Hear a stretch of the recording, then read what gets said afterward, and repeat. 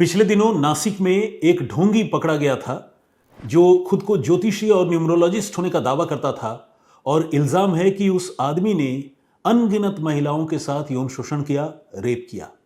यह मामला अब काफी बड़ा हो चुका है। इस आदमी का नाम है अशोक खरात, जिसे भोंदू बाबा के नाम से भी जानते हैं।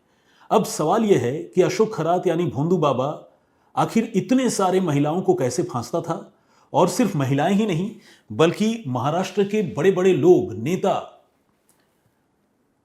कारोबारी, प्रभावशाली लोग सब उसके दीवाने थे और उसके दफ्तर में आकर हाजिरी लगाते थे।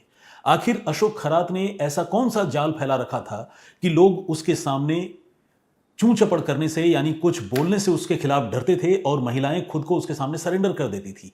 तो इसकी मोडस ऑपरेंडी को लेकर अब कई चौंकाने वाले खुलासे हुए हैं, जिसके बारे में मैं आज आप लोगों को बताने वाला हूं। क्या आप यकीन करेंगे कि अशोक खरात उर्फ भोंदू बाबा नाम के इस आदमी ने महिलाओं को फंसाने के लिए डेट रेप ड्रग का इस्तेमाल किया, यानी उस दवा का जिसका इस्तेमाल आमतौर पर शोहदे और आशिक मिजाज लोग करते हैं लड़कियों को एक्सप्लॉयट करने के लिए। बहुत सारे रेव पार्टीज में, पब्स में, डिस्कोथेक में लड़कियां जब नशे में चूर हो जाती हैं तो उन्हें शराब के नशे के बाद अक्सर ऐसे लोग जो फर्जी किस्म के होते हैं और लड़कियों का यौन शोषण करने की ताक में रहते हैं, ऐसे लोग डेट रेप ड्रग जो है उनके ड्रिंक्स में मिला देते हैं। और ये ड्रग मिलाने के बाद लड़कियां न तो पूरी तरह होश में रहती है और न वो पूरी तरह बेहोश होती है। इसके बाद एक तरह से देखा जाए तो जो भी लड़की या महिला होती है, अगर कोई उसके साथ ज्यादती करता है तो वो चाहे अनचाहे उस काम के लिए वो कंसेंट देती है। और ऐसा समझा जाता है कि अशोक खरात और भोंदू बाबा भी इसी डेट रेप ड्रग का इस्तेमाल करके महिलाओं का यौन शोषण किया करता था। पुलिस को तकरीबन 100 से ज्यादा objectionable video clips Ashok Kharat के कब्जे से, उसके दफ्तर से मिले हैं और इन वीडियो क्लिप्स में अनगिनत महिलाएं अशोक खरात के साथ आपत्तिजनक अवस्था में नजर आ रही हैं। इसमें से तकरीबन 170 क्लिप्स ऐसे हैं जिन्हें अलग अलग पोर्न साइट्स पर डाला जा चुका है और महाराष्ट्र पुलिस के लिए, खासकर नासिक पुलिस के लिए ये एक बड़ी चुनौती हो गई है कि ऐसे वीडियोस का जो आउटफ्लो है, बाहर निकलना, लगातार सर्कुलेट होना, उसे कैसे रोका जाए। 170 वेबसाइट से महाराष्ट्र पुलिस ने, नासिक पुलिस ने इन वीडियोस को टेक डाउन करवा लिया है, यानी वापस ले लिया है, उन्हें उन वेबसाइट से निकलवा दिया गया है। लेकिन अभी भी महाराष्ट्र में बहुत सी ऐसी महिलाएं हैं जो अशोक खरात का शिकार बनी हैं और जिनके वीडियो क्लिप्स अशोक खरात के कब्जे से मिले हैं और पुलिस को मिलने से पहले ये वीडियो क्लिप्स लीक हो चुके हैं। ऐसे में बहुत सारी महिलाएं जो हैं अब घबराती हैं घर से बाहर निकलने से। उन्हें डर लगता है कि अगर वो समाज में कहीं जाएंगी तो शायद लोग उन्हें पहचान ले कि इसका वीडियो हमने अशोक खरात के साथ देखा था, और फिर उस महिला के बारे में लोग जजमेंटल हो जाएं और लोकलाज का भय उन्हें बहुत ज़्यादा परेशान कर रहा है। इस क्राइम का डायमेंशन यानी इसका दायरा कितना बड़ा है, आप ये इसी बात से समझिए कि कई ऐसी महिलाएं हैं जिन्होंने अपने अपने ऑर्गेनाइजेशंस को, जहां वो काम करती हैं, वहां पर उन लोगों ने बाकायदा चिट्ठी लिखी है और चिट्ठी लिखकर ये फरियाद की है कि उन्हें कुछ दिन या कुछ महीने के लिए वर्क फ्रॉम होम की इजाज़त दी जाए, क्योंकि वो घर से बाहर निकलने से डर रही हैं, क्योंकि उनका भी वीडियो अशोक खरात के साथ हो सकता है या अशोक खरात के साथ उनका भी ऑब्जेक्शनेबल वीडियो है। इस वजह से वो घबरा रही हैं। उनका ये कहना है कि कुछ दिनों के बाद जब ये मामला ठंडा हो जाएगा और केस जो है कोर्ट में चला जाएगा, पूरी तरह इस मामले में ट्रायल की शुरुआत हो जाएगी, तब शायद इतना सर्कुलेट ये वीडियोज़ ना हो और उन्हें फिर लोग आइडेंटिफाई न करें। इसीलिए कुछ दिनों के लिए उन्हें कम से कम वर्क फ्रॉम होम की इजाज़त दी जाए। ये वो महिलाएं हैं जो कामकाजी हैं और किसी वजह से अशोक खरात के संपर्क में आ चुकी हैं। आप सोचिए कि ये अपराध कितना बड़ा है। नासिक पुलिस ने 2 हेल्पलाइन नंबर जारी किए हैं, नासिक पुलिस की एसआईटी ने, जिन नंबर्स पर पुलिस ने अशोक खरात का शिकार बनने वाली महिलाओं और उनके साथ साथ उन अमीर लोगों, कारोबारियों और आम लोगों को भी कंप्लेन करने की छूट दी है, बल्कि अपील की है, जिन लोगों के साथ अशोक खरात ने ठगी की।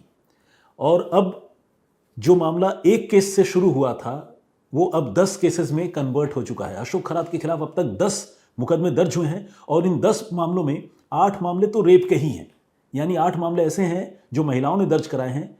वो महिलाएं जिन्होंने अशोक खरात के कब्जे में आने के बाद और अपना यौन शोषण हो जाने के बाद अपनी आपबीती पुलिस को सुनाई है। और इसके अलावा 2 लोग ऐसे हैं जिनसे अशोक खरात ने कथित तौर पर लाखों करोड़ों रुपए वसूले हैं, ठगी कर ली है। इनमें एक पुणे का बहुत अमीर कारोबारी है जिससे लाखों रुपए के साथ साथ एक high and Mercedes Benz car Ashok Kharat ने धोखे से लूटी। और इसके अलावा इल्ज़ाम ये भी है कि उसने जो सिन्नर इलाके में जो फार्म हाउस बनाया है, उस फार्म हाउस के लिए टर्की और इजराइल से फर्नीचर मंगवाए लाखों रुपए के। यहां तक कि इन फर्नीचरों में जो इजराइल से फर्नीचर मंगाए गए उन्हें पवित्र फर्नीचर बताया गया। ऐसा मैंने तो अपनी जीवन में पहली बार सुना है, शायद आपने भी पहली बार सुना हो कि कोई फर्नीचर जैसी चीज भी पवित्र हो सकती है और पवित्र फर्नीचर किसी देश से इंपोर्ट करके मंगवाया जा सकता है। लेकिन जो लोग ठगी के धंधे में होते हैं, डपोर शंखी हरकतें करते हैं, अंधश्रद्धा को बढ़ावा देते हैं, वो लोग इस तरह की शिगुफेबाजी करते हैं और वो आदमी जो इनका क्लाइंट होता है वो पहले से ही परेशान होता है। उन्हें इस तरह के बाबानुमा लोग जो भी कहते हैं वो आंख मूंद कर उन चीज़ों पर यकीन करते हैं। पुणे के इस कारोबारी के साथ ऐसा ही हुआ है और उस कारोबारी के करोड़ों रुपए अशोक खरात नाम के इस ढोंगी बाबा ने हड़प लिए हैं, ऐसा उस कारोबारी का कहना है। और उसने बाकायदा एसआईटी में तहरीर दी है और अशोक खरात के खिलाफ मुकदमा दर्ज करवाया है। इस मामले की शुरुआत आपको तो याद होगा पिछले महीने हुई जब अशोक खरात को पुलिस ने गिरफ्तार किया। तारीख मेरे ख्याल से 17 मार्च की है। लेकिन अशोक खरात के खिलाफ शिकायतें पुलिस को मिलने की शुरुआत पहले ही हो गई थी और इसीलिए पुलिस ने उसके खिलाफ लुकआउट नोटिस जारी करवा दिया था। वो तो भला हो महाराष्ट्र पुलिस का कि लुकआउट नोटिस महाराष्ट्र पुलिस ने उसकी गिरफ्तारी से पहले इशू कर दिया, जिसकी वजह से अशोक खरात विदेश नहीं भाग सका, वरना यह भी किसी ऐसे देश में छुपा होता जहां पहुंच पाना भारतीय कानून और भारतीय पुलिस के लिए शायद मुश्किल हो जाता। अशोक खरात के खिलाफ यह मामला पहली बार तब सामने आया जब अशोक खरात के ही ऑफिस में काम करने वाले एक लड़के की पत्नी के साथ अशोक खरात ने ज्यादती की। हुआ यूं कि एक नौजवान लड़का अशोक खरात के ऑफिस में काम किया करता था। उसकी पत्नी को कुछ शिकायत हुई, कोई तकलीफ हुई, पति पत्नी दोनों अशोक खरात से मिलने के लिए गए। उन दिनों ये महिला यानी अशोक खरात के एम्प्लॉय की बीवी वो 7 महीने की प्रेग्नेंट थी। तो जब दोनों मिलने के लिए गए, अशोक खरात ने अपने एम्प्लॉय को तो बाहर निकाल दिया, उसकी बीवी के साथ अकेले में तंत्र मंत्र, काला जादू, आडंबर, कर्मकांड के नाम पर बात करने लगा और फिर उसकी बीवी से उसने कहा कि अगर वो उसके साथ रिलेशन नहीं बनाती है तो उसके गर्भ में जो बच्चा है 7 महीने का, उसकी मौत हो जाएगी। कोई भी एक्सपेक्टेड मदर, कोई भी वुड बी मदर अगर इस तरह की बात सुने कि उसके बच्चे की मौत हो जाएगी, आप समझिए कि उसके दिल पर क्या गुजरती होगी। वो महिला अंदर से कांप गई। उसने अपने पति को नहीं बताया और यही डेट रेप ड्रग, तमाम तरह के सेडेटिव लेस्ड ड्रिंक, ये सारी चीज़ें पिलाकर उसने अपने दफ्तर में अपने ही एम्प्लॉय की वाइफ के साथ यौन शोषण किया। उस समय तो यह घटना हो गई, लेकिन फिर पीड़ित महिला ने घर जाकर अपने पति को यह बात बताई। उसका पति जो कि अशोक खरात का एम्प्लॉय था, उसने जब यह बात सुनी तो उसका खून खौलने लगा। उसको लगा कि भाई ये तो ऐसा आदमी है जो मुझे और मेरी बीवी को भी नहीं बख्श रहा है, दूसरी महिलाओं को ये क्या छोड़ता होगा, इसके पास इतनी महिलाएं आती हैं। ये सोचकर उस नौजवान लड़के ने अशोक खरात के दफ्तर में खुफिया कैमरा लगा दिया और तब उस खुफिया कैमरे में ऐसी ऐसी तस्वीरें कैद हुई, ऐसे ऐसे वीडियोस कैद हुए जिसे देखकर उस नौजवान का दिमाग चकरा गया। वो घबरा गया, उसके होश फाख्ता हो गए।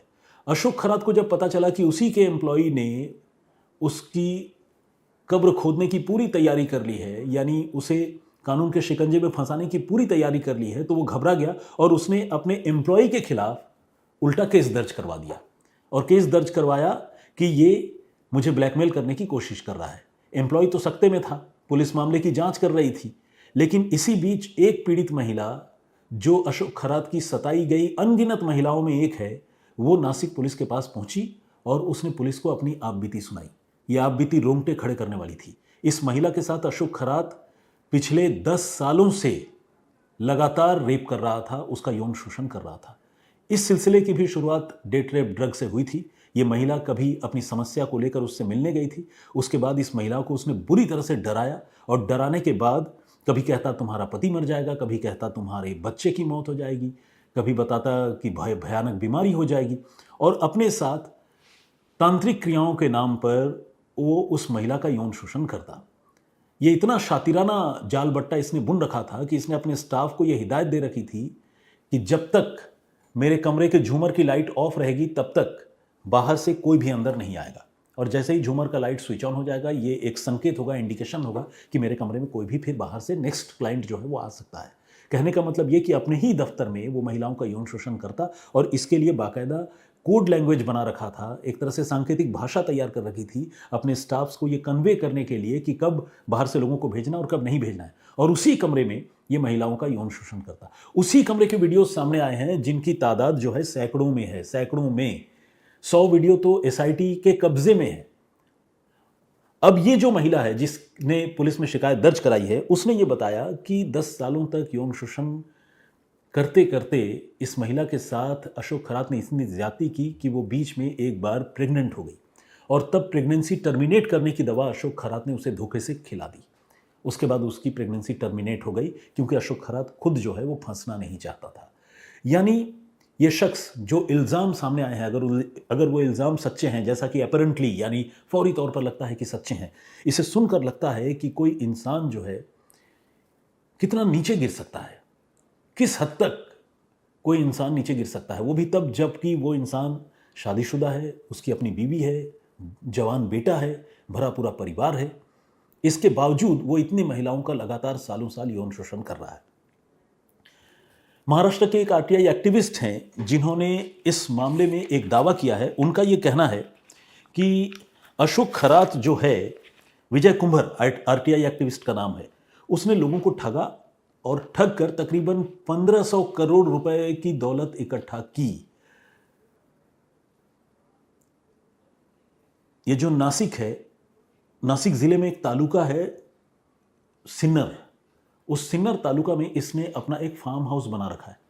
क्या आप यकीन करेंगे कि फार्म हाउस के अंदर जो उसने इंटीरियर्स लगवाए हैं वैसा तो शायद, मतलब कहते हैं ना, किसी बड़े से बड़े कारोबारी या हमारे देश में जो अमीर कारोबारी हैं जिनका नाम सबकी जुबान पर है, मतलब ऐसे स्टोरी के साथ उनका नाम लेना भी ठीक नहीं होगा, उनके घर में भी नहीं होगा। तो अशोक खरात के बारे में ये बताया जाता है कि वो इसी फार्म हाउस में लोगों से रुपए ठग कर इन्वेस्ट किया करता था और फार्म हाउस के अलावा बहुत सारे कारोबार में उसने पैसे लगा रखे थे। उसने मंदिर बनवाए, ट्रस्ट बनवाया और उस ट्रस्ट में जो है महाराष्ट्र राज्य महिला आयोग की जो अध्यक्ष हैं रूपाली चाकणकर, उनको उसने ट्रस्ट में अच्छा ओहदा दिया। और रूपाली चाकणकर के बारे में ये कहा जाता है कि रूपाली चाकणकर आंख मूंद कर अशोक खरात पर यकीन करती थी। एक लोकल जर्नलिस्ट ने जब अशोक खरात के करतूतों को लेकर एक खबर छापी तो रूपाली चाकणकर ने बाकायदा उस जर्नलिस्ट को फ़ोन किया और ये कहा कि तुमने कैसे ये खबर छाप दी, तुम फ़ौरन अशोक खरात के खिलाफ जो तुमने खबर छापी है उसको रिपेयर करने के लिए उस खबर का खंडन प्रकाशित करो, रिजॉइंडर प्रकाशित करो। उस जर्नलिस्ट ने कहा कि मैंने तो नाम भी नहीं लिखा है, मैंने तो सिर्फ घटनाक्रम लिखा है। तो रूपाली ने कहा कि घटनाक्रम लिखने से क्या होता है, सारी बातें इशारा कर रही कि अशोक चाकणकर ही है और मैं जानती हूँ कि वो आदमी देवता आदमी है, तुम उसे बेवजह फंसा रहे हो, बदनाम कर रहे हो। उस महिला को मेरे पास भेजो जिस महिला ने तुमसे ये बात कही है, तुमने किससे पूछकर छापा। तो एक पत्रकार लोकतंत्र में इतना स्वतंत्र तो होता ही है कि अगर उसके पास कोई वेरीफाइड और वैलिड न्यूज़ है तो वो उसे छापे, उसे किसी से इजाज़त लेने की ज़रूरत नहीं है। इस पत्रकार ने तीव्र विरोध दर्ज किया और इस पत्रकार ने अब हमारे जो आज तक के सहयोगी हैं ओमकार वाबले, उनसे भी बातचीत की है। इनका नाम है दत्ता खेमनार। दत्ता खेमनार का कहना है कि महिला आयोग की अध्यक्ष जब अशोक खरात जैसे किसी ऐसे आदमी जो सेक्स स्कैंडल में इन्वॉल्व हो उसकी बचाव कर में उतर जाए और बाकायदा वो निर्दोष है ये बताते हुए लोकल पुलिस को चिट्ठी लिखने लगे, तो आप समझिए कि किस तरह का नेक्सस अशोक खरात ने बना रखा था। बड़े बड़े पॉलिटिकल लीडर्स, तमाम लोग उसके पास आया करते थे। अब अशोक खरात की पोल पट्टी खुली है। वो आज की तारीख तक यानी 1 अप्रैल तक एसआईटी की हिरासत में था या है, जो भी कह लें, क्योंकि अभी तक मुझे पता नहीं है कि इसके बाद एसआईटी उसका रिमांड फर्दर एक्सटेंड करने के लिए कोर्ट में अपील करेगी या फिर उसे जेल भेजा जाएगा। लेकिन जिस तरह से उसकी करतूतों का कच्चा चिट्ठा खुल रहा है, जिस तरह से उसकी पूरी मोडस ऑपरेंडी सामने आ रही है, वो अपने आप में रोंगटे खड़े करने वाली है, डरावनी है। वो महिलाओं को डराया करता था। नकली बाघ का छाल यानी बाघ की चमड़ी उसने अपने दफ्तर में रखे हुए थे। कुछ प्रॉप्स जिसे कहते हैं टीवी या प्रोडक्शन की भाषा में, यानी कुछ ऐसे प्रॉपर्टीज़ जिनको शूट में इस्तेमाल किया जाता है, चाहे वो नकली प्लास्टिक के या रबर के बने हुए सांप हो, कोई जंतु जानवर हो, वो सब वो अपने कमरे में रखा करता था जिन्हें देखकर लोग घबराते थे। और इसके अलावा कुछ ऐसे ऐप्स हैं जो रिस्पॉन्सिव होते हैं। जैसे आपने कई एआई के ऐप हैं ना, चाहे वो आईफोन का सीरी हो या गूगल का जेमिनाई हो, जब आप उनसे बातचीत करते हैं तो वो भी रिस्पॉन्ड करते हैं वर्बली। तो उस तरह के ऐप्स उसने अपने मोबाइल फ़ोन में रखे हुए थे। महिलाओं को जब वो अपने कमरे में बुलाता था, उन्हें डेट रेप की दवाएँ दे दिया करता था, उसके बाद ये जो है चिल्ला कर कोई बात करता था, तो वो ऐप जो है मोबाइल से वो भी रिस्पॉन्ड वो ऐप करती थी। और जब उसकी आवाज़ आती थी तो उन महिलाओं को बताता था कि देखो, इस कमरे में एक अच्छी आत्मा है जो हमारी ये सारी बातें सुन रही है और अपनी बात बता रही है। फिर वो उस महिला को और प्रभाव में लेता और फिर उसका यौन शोषण करता। इस तरह से एक नहीं, अनगिनत हथकंडे उसने महिलाओं के यौन शोषण के लिए अपना रखे थे और सालों साल ये कृत्य, ये करतूत वो कर रहा था। तकरीबन 20 सालों से उसका ये जाल बट्टा चल रहा था, लेकिन अब उसकी पोल खुल चुकी है। हिंदू धर्म में कहते हैं ना, जैसा कर्म करोगे वैसा वैसा फल मिलेगा। तो मुझे लगता है कि अशोक खरात का मामला इसका सटीक उदाहरण है। अब तो कर्मा वर्ड जो है वो इंग्लिश में भी आ चुका है और कर्मा जैसा होगा वैसा इंसान को उसकी भरपाई करनी होगी। अशोक खरात के कर्म जो है अब लौट कर अशोक खरात पर भारी पड़ रहे हैं। फिलहाल पुलिस इस मामले की जांच कर रही है। अशोक खरात शिकंजे में है कानून के। पत्नी की तलाश में छापेमारी हो रही है। बेटे को पुलिस ने हिरासत में ले रखा है और कई ऐसे लोग रडार पर हैं जो अशोक खरात के मददगार बताए जाते हैं। आने वाले दिनों में इस मामले में और कौन कौन सी नई बातें सामने आती है और कैसे कैसे खुलासे होते हैं, उसके बारे में मैं आपको फिर से बताऊंगा जब कोई नया अपडेट हो। तो आज के लिए इतना ही, लेकिन इस पेशकश को ख़त्म करने से पहले आइए, जो प्रीवियस स्टोरी मैंने आप लोगों को सुनाई थी जिसमें मैंने आपको बताया था कि किस तरह से एक फौजी जो कानून का गुनहगार था वो कोर्ट और पुलिस की आंखों में धूल झोंक कर फरार हो गया था, वो तकरीबन 13 सालों के बाद, जुर्म के 13 सालों के बाद अपने पैन कार्ड की वजह से और गैस सिलेंडर बुक करने की वजह से पकड़ा गया। कैसे पकड़ा गया, अगर आप उस कहानी को सुनना जानना चाहते हैं तो क्राइम तक के प्लेलिस्ट में जाकर आप उस स्टोरी को सुन सकते हैं। बहुत सारे हमारे दर्शकों ने उस कहानी पर कमेंट किया है। कुछ लोगों के नाम और कमेंट्स आइए पढ़ता हूं और उसका जवाब देने की भी कोशिश करता हूं। जगदीश चांडीगढ़ जी हमारे मतलब पुराने लिसनर हैं, रेगुलर हमारी स्टोरी सुनते हैं और उन्होंने बहुत हमेशा कॉम्प्लीमेंट्री वर्ड्स वो लिखते हैं, हौसला अफजाई करते हैं। Thank you very much. आज भी उन्होंने लिखा है। उद्रेश बिंद ने भी कमेंट किया है और उन्होंने कहा है कि मुजरिम अगर पकड़ा भी गया तो 13 सालों के बाद वाह रे मेरे देश का कानून। खैर देखिए बिन साहब, मैं इस मामले में ये कहना चाहता हूँ कि वो पहले पकड़ा गया था, पुलिस ने इन्वेस्टिगेशन करके उसे गिरफ्तार भी कर लिया था। ज़मानत जो है किसी भी मुलजिम को मिलना उसका हक है, और ख़ासकर अगर कोई ऐसा मुलजिम जो मान लीजिए हाईकोर्ट में है, अपनी अपील लेकर जा रहा है, तो हाईकोर्ट उसे ज़मानत देती है। इसके बाद अगर कोई ज़मानत को जंप करके भाग जाए, यानी ज़मानत के जो टर्म्स एंड कंडीशन है उसको वायलेट करके भाग जाए, तो फिर उस आदमी के खिलाफ कार्रवाई होती है, जैसा कि इस मामले में हुआ। तो मुझे नहीं लगता कि इस मामले के लिए कानून और पुलिस की बहुत ज़्यादा शिकायत करनी चाहिए। ये तो देखिए बेसिकली जब तक किसी आदमी के केस की सुनवाई हो रही है, आप उसे पूरी तरह दोषी भी तो नहीं मान सकते। तो अगर कोई दोषी नहीं है, सालों साल वो जेल में पड़ा हुआ है, जेल में भी अब लोगों के रहने की जगह नहीं है, तो आप समझिए कि क्या हाल होगा। तो इसीलिए इस मामले को मैं कानून और पुलिस के खिलाफ नहीं मानता, बल्कि ये मामला जो है एक ऐसे क्रिमिनल का है जो क्रिमिनल होने के साथ साथ इतना बड़ा धोखेबाज था कि वो कोर्ट की आंखों में भी धूल झोंकने से बाज नहीं आ रहा था, लेकिन आखिरकार उसकी जगह वही हुई जो होती है बड़े घर में, यानी जेल में। तो इंग्लिश प्लैनेट के नाम से एक आईडी है, उन्होंने कहा कि I don't understand why it took 13 years to arrange the PAN card number. He was an ex-army personnel, so his whole details were on record. This is a clear proof that police did not want to work before the order of High Court. बिल्कुल इस बात से मैं सहमत हूँ। अब इस बात से क्यों सहमत हूँ? क्योंकि ये तब की बात है जब वो बेल जंप करके फरार हो चुका था। पहले जो उसका मामला है, उस मामले को पुलिस ने प्रॉपर इन्वेस्टिगेट करके उसे अरेस्ट करके उसे लोअर कोर्ट से सजा भी दिला दी थी। तो इनिशियल स्टेज पर पुलिस का काम सही था। लेटर स्टेज में पुलिस ढीली पड़ गई थी, लेकिन जब हाईकोर्ट ने सख्ती दिखाई तो पुलिस ने फिर बहुत प्रोफेशनल इन्वेस्टिगेशन किया और उसे पकड़ा। तो अशोक शुक्ला ने भी कमेंट किया, बहुत बहुत स्वागत आपका। और इन्होंने कहा है कि अगर पुलिस प्रोफेशनल तरीके से काम करेगी तो कोई भी अपराधी बचेगा नहीं। पांडुरना मध्य प्रदेश के छिंदवाड़ा जिले से अलग होकर 2023 में मध्य प्रदेश का 55वां जिला बना है, ये प्रशांत जी ने जानकारी दी है। Thank you very much. नहीं, प्रशांत जी नहीं, प्रसन्ना तारे ने, नहीं, प्रसन्ना तो है अत्रे या प्रसन्ना TRA ऐसा लिखा हुआ है, मुझे मतलब सरनेम का नहीं पता चल रहा है। इन्होंने ये जानकारी दी है, thank you very much. Pandhurna जो है मुझे लगता है थोड़ा गुमनाम सा ज़िला है, नया नया बना है, जैसा कि आपने बताया 2023 में ही बना है। कल्पना गुप्ता ने भी कमेंट किया है और उन्होंने कहा है कि we appreciate the investigation. Balkar Singh Dhanju Anupgarh से हैं, इन्होंने भी कमेंट किया है, बहुत स्वागत आपका। आपकी प्लेलिस्ट में वीडियोस में 5 दिन पुरानी दिखा रहा है, रिसेंट वीडियोस से ढूंढी है ये video, please update the list. बिल्कुल, मैं अपने जो टीम के मेंबर्स हैं उनसे रिक्वेस्ट करूंगा। ब्रिजेंद्र सिंह जी ने भी कमेंट किया, बहुत बहुत स्वागत आपका। और उन्होंने उस स्टोरी में, जो प्रीवियस स्टोरी मैंने सुनाई थी, उसकी डिटेलिंग के लिए जो है उन्होंने तारीफ़ की है। मेहदी रिजवी ने भी कमेंट किया है, पांडुरनाथ, जब मैं दक्षिण एक्सप्रेस से सफ़र करता हूँ तो नागपुर का अगला स्टॉप वही है सर जी, इन्होंने कहा। मनी राय ने भी कमेंट किया है, राइट सर। इसके अलावा शंकर सेट समथिंग है, मतलब नाम समझ में नहीं आ रहा है, इन्होंने अलग से नाम लिखा है कि नहीं, मैं देखता हूँ, नहीं इन्होंने नाम नहीं लिखा है, लेकिन इन्होंने कहा है कि I am fan of your story telling, I listen to your episodes all the time, a couple of things in this story. उसके बाद उन्होंने कुछ बातें लिखी है, ये जो चीज़ है, जो आपने पॉइंटर्स लिखे हैं, इसको मैं पर्सनली पढ़ूंगा, लेकिन फ़िलहाल इतना ही, क्योंकि अगर एक कमेंट जो है उसकी डिटेल में बहुत ज़्यादा जाऊंगा तो बाकी लोगों के नाम और कमेंट्स नहीं ले पाऊंगा। तो रंजन डी कामले ने भी कमेंट किया है, बहुत बहुत स्वागत आपका। रेखा बभोर जी का कमेंट है, और इसके अलावा कम्युनल अल्टीमेटम टाइप का एक आईडी है मतलब कुछ इस तरह से नाम है। कल्पना गुप्ता और श्याम साहिब का भी कमेंट है, बहुत बहुत स्वागत आपका। दुर्गा कर्की जी हैं, फिलहाल ये मुक्तसर में रहते हैं, और इन्होंने कहा है कि जो दोषी है जिसे पुलिस ने पकड़ा है 13 सालों के बाद, उसे वो कोर्ट में देख चुका है।